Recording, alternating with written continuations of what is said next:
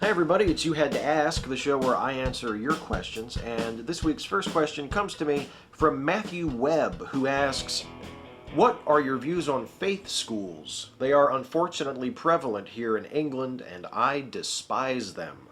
Here in the U.S., we have what we used to call them parochial schools, and we generally didn't refer to them as faith schools. But now I think even the term parochial school has fallen into disuse because it used to be that you would call a parochial school would be like a Catholic school, and now a lot of the religious private schools that are here in this country are not affiliated with the Catholic Church. They're affiliated with smaller, Protestant evangelical churches. We generally don't call them parochial schools because there isn't really a parish to operate the school. But they exist. People have a right to send students there. I mean, they serve a particular niche, a particular need, I guess. I would never send my children there. If I had kids, I would never want to work there if I were a teacher. As long as the students are receiving an equivalent education to what they would receive in a secular school, I don't have a problem with it. But I think one of the problems is that, especially in these evangelical religious schools, students are not receiving an equivalent education to what they would receive in a public school or in a non-religious private school, especially in the science curriculum. I mean, if you are teaching your science students young earth creationism, and if you're teaching them that the Bible is historically accurate and that is a historically authentic history of the evolution of man and society and things like that, that's not proper science. That's not proper history. And I don't think that those institutions should be accredited the same way as a school that teaches proper science. Nate loves Bug. It seems that you have a preference for DC over Marvel or Dark Horse. As someone who loves Marvel comics and couldn't get into DC at all, save for the Teen Titans and Young Justice cartoons, I was wondering, what about DC do you like over the other major publishers?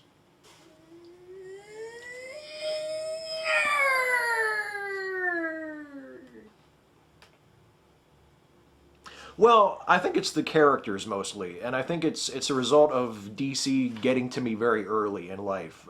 When I was very young, I got into Batman and Superman, and I was just kind of hooked. And through my interest in those characters, I sort of discovered the great works and the great artists and writers of DC a lot sooner than I discovered the great artists and writers of Marvel. I mean, I knew who Steve Englehart and Marshall Rogers were, and Neil Adams and Dennis O'Neil, and of course Frank Miller and David Mazzucchelli and Alan Moore, all of these writers and artists who had done this monumental work for DC, working on DC characters. I knew about them and was familiar with their work even before I knew very much about artists and writers who probably in the history of comics were even more important, like Jack Kirby and Stan Lee and Steve Ditko. Et cetera, Joe Simon. So it's just that DC got to me first, and DC had and has these iconic characters that, for whatever reason, appealed to me as a young child and just kind of sunk in. It wasn't until really my late teens and early 20s that I started to go back and look at some old, Spider-Man comics from the 60s and old Avengers comics and things like that, and and the Incredible Hulk, and really start to recognize the greatness of these Marvel characters. And by that time, I was just a DC guy, and I still am. I mean, even though I have a great affection for a lot of Marvel stuff, I mean, if it comes down to it, I'm just a DC guy, and it's because I've been one for most of my life. As long as I've been a superhero comic fan, I've been a DC guy. IR138, while I know this subject is outside the scope of this one video, could you talk a little bit about your understanding of the irreducible complexity argument and why it essentially falls flat on its face? I don't find it persuasive because it's essentially an argument from incredulity. You're saying that complex systems couldn't possibly have evolved, therefore someone must have designed them purposefully or put them together. It's an argument from incredulity, and I'm not, it's fallacious. I'm not persuaded by it.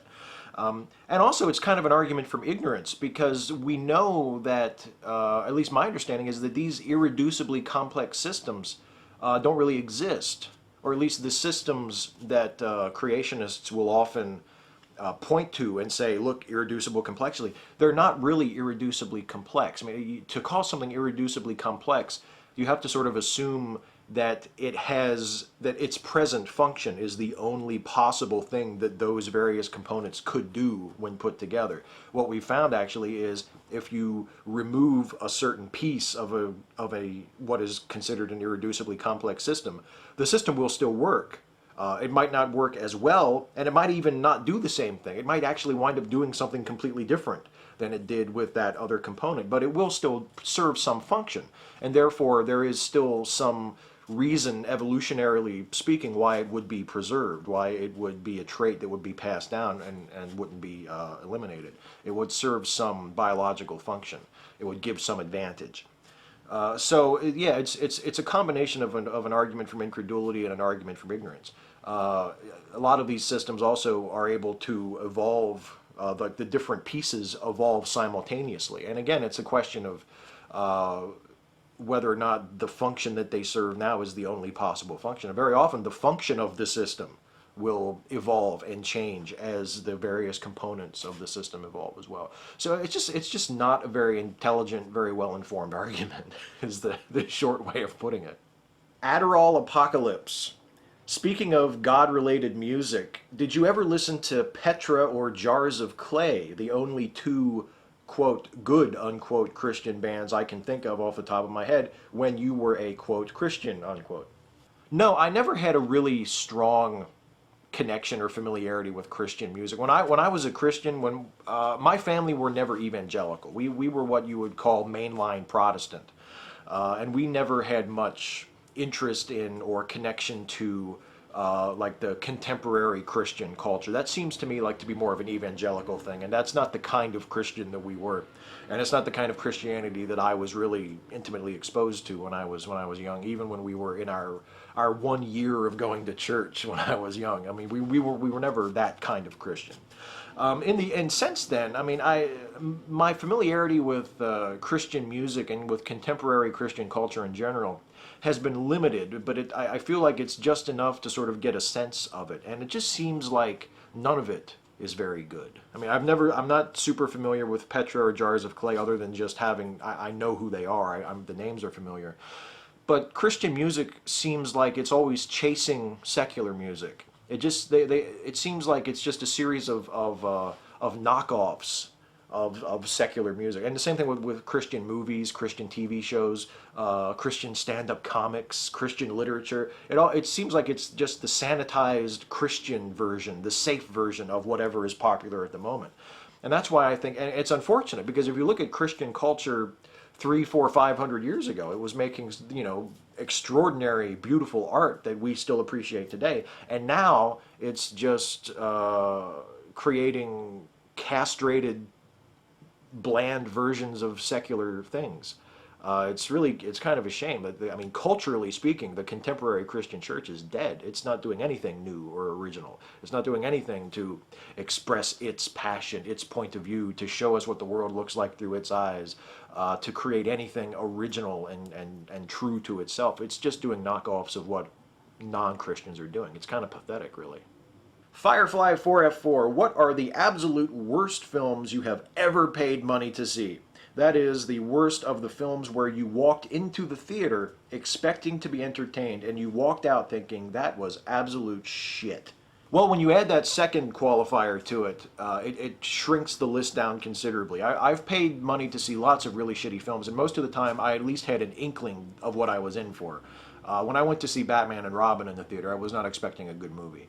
I wasn't expecting it to be as bad as it was, but I wasn't expecting it to be good. And there have been other movies like that. Like I went to see the Lost in Space movie, fully prepared for it to be terrible. I went to see a movie with an ex-girlfriend called Bless the Child, with Rufus Sewell and Jimmy Smits and Kim Basinger, and it was just awful. It was terrible. It was one of the worst movies I've ever seen. And that was another case where I wasn't expecting it to be good. I wasn't quite expecting it to be as awful as it was, but I wasn't expecting it to be good. As far as disappointments, probably the top of the list would be the second Star Wars prequel. Not that I was expecting that to be good either, but I was hopeful for it. I wasn't expecting it to be terrible. I was surprised by how awful it was, and it was just awful. Here's one from Ryan Swanson. Steve, your latest 5 Stupid Things About video addressed a serious topic and was met with a lot of opposition from some of your more intelligent subscribers, in my opinion. Would you say they were being too sensitive, or that perhaps you weren't being sensitive enough? Please forgive me if I've committed the false choice fallacy. Ryan, you will find no forgiveness here. He's talking about 5 Stupid Things About Suicide, which was the next most recent video if you're watching this.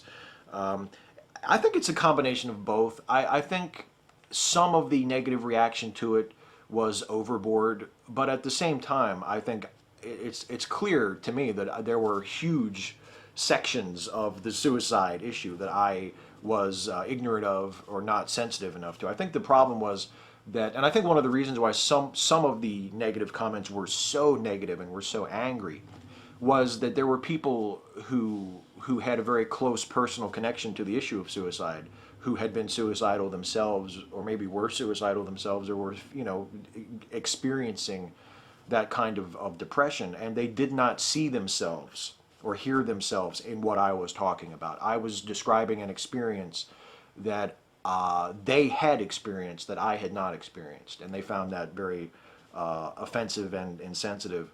Because I guess when you go through something like that, you kind of feel ownership of it. You feel like if someone is talking about it and what they are saying does not match your experience, you react very strongly to that, and that's completely understandable. I'm actually going to do a follow-up video to that. I'm not sure exactly when. I'm still trying to get my ducks in a row, but I'm going to do a live broadcast Google Hangout where we talk a little bit more about the suicide issue and suicide prevention, and talk about some things in the video that in my 5 Stupid Things About Suicide video that I probably should have mentioned that I didn't, some things that I said that I shouldn't have said, and hopefully it'll be an improvement, and it'll be a good compliment and sort of a correction in a way to that first 5 Stupid Things About Suicide video. That's coming soon. I'm not sure exactly when, but I'll let you know. Lady Mizra, Steve, do you think of yourself as a feminist? No, I think calling myself a feminist would imply a level of engagement that I just don't have. I would call myself an ally of feminists, or someone who is very sympathetic to feminism. I wouldn't dare call myself a feminist. I don't put that much work into it. Claude Palaganas, being a fairly new subscriber, I would appreciate it if you could summarize why you do not believe in any deities. The main reason is that I see no evidence for any deities. I don't find any claim of the existence of deities to be persuasive or compelling, and I see no reason why it's necessary to believe in deities to explain anything. There's no evidence that they exist. They have no explanatory power. It's not necessary to assume that they're here to explain anything, so I don't believe in them. It's really as simple as that. Anatomically Skeptic. Steve, I've been lurking about on YouTube for years and just now created an account, which actually I can thank you and your videos for the motivation. I'll save the story for another time. Here's my question. I am an atheist who is dating and gearing up to marry a Christian girl. She's perfect for me and does not harp on my lack of religion and vice versa. Her parents, on the other hand, do not know that I am an atheist and would disown us. Do you have any advice on handling this situation tactfully? Yeah, marry her quick and then move to the other side of the country. Ideally, you would, I guess the responsible thing would be to clue the parents in before you get married, just so it doesn't feel like a bait and switch in their eyes. I mean, the tricky thing about your situation is that depending on how reasonable her parents are, I mean, it could be that you'll tell her parents that you're an atheist and they'll kind of grumble about it, but ultimately they'll see that it's no big deal. But if they freak out about it and they make a huge deal of it, the problem is that you will have done absolutely nothing wrong, but they will treat you as though you had done something wrong. And that's a shitty situation to be in.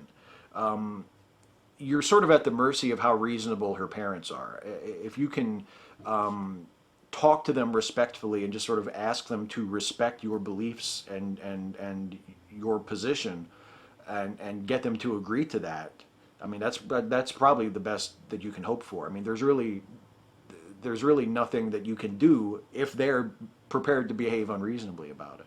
You know, if they see atheists as like these evil, horrible people that are corrupting their daughter, it's limited what you can do with that. I have to pretend that I heard lightning now because it's time for the lightning round. Oh, okay. Okay. Oh boy, that lightning. You know what that means? It's time for the lightning round. Rapid fire questions, glib and adequate answers. Lady Tremere 85. Out of the four horsemen of atheism, Dawkins, Dennett, Hitchens, and Harris, do you have a favorite? Yes, Hitchens by about 1.5 miles. Of the remaining ones that are still alive, it would be Dawkins. John Torrance 67. This is more of a dare than a question, but how about taking that hat off for 7 seconds during the next one of these videos? Okay, it's the perfect time to do this because I just cut my hair so it looks like shit. So can I get a 7-second countdown, please? Can I get a 7-second countdown, please? Has it been 7 seconds yet? It's been like 10 seconds, right? But you're only holding up one finger. Okay, that's got to be 7. Okay, Kirk Robertson. Does it depress you that a writer conceived, wrote, and was compensated for the film Sharknado while you film YouTube videos with a stuffed German Shepherd named Toby Benson? No. I mean, I would like to have more success for myself, but I don't begrudge the writers of Sharknado their success. That would be quite churlish of me. Nuno Uno 001. Steve, suppose you had complete control over Star Trek Enterprise. What would you have done to improve it and not waste Scott Bakula? I would have ended the last episode with Sam leaping out. Would have redeemed the whole show. Mr. Atrophy. Steve, should my penis whistle when I pee? Yes, that's perfectly normal. Jaybird196, what's your favorite Shakespearean play? I haven't read them all or seen them all, but the one that I always sort of automatically go back to and think of is Macbeth. And I think there have been some really good films of Macbeth too. The Orson Welles Macbeth I thought was good, and Roman Polanski did like this incredibly bloody Macbeth movie. I think it was his first or second film after Sharon Tate was murdered. It's really interesting. And then of course there's Akira Kurosawa's version of Macbeth, Throne of Blood, which is awesome. All hail Discordia. Who is your least favorite director, scriptwriter? Me, I can't stand the stuff that Shyamalan makes. At least I can laugh about the works of Ed Wood and Uwe Boll and the like.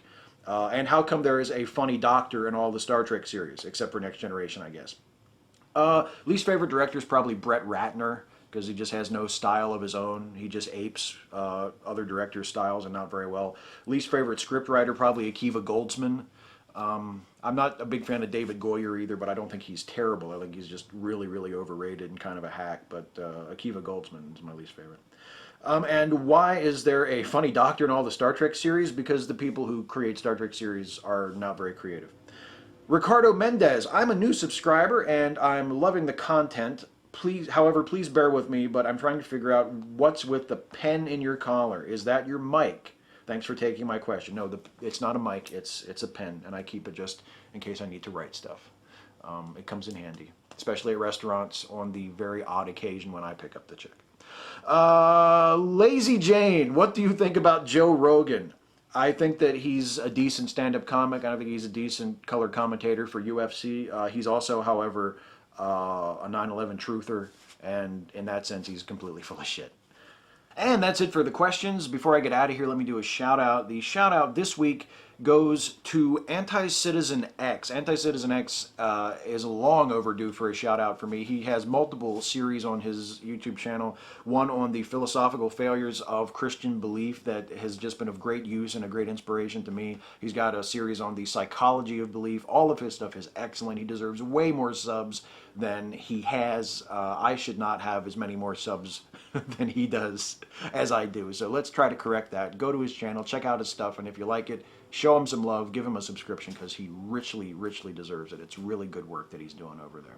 So that is it for this week. I will be back to do this again next week, provided, of course, that you ask me some questions, because for me to do this, you have to ask. So please leave a comment on this video with your question. Anything you want to know, no topic is off limits. Ask me anything you want to hear me talk about. whatever the subject, however serious, however completely frivolous, it makes absolutely no difference, as I think this video can attest. So thanks so much for watching. Please leave a comment to ask your question for next time, and I will see you next time. Have a good week.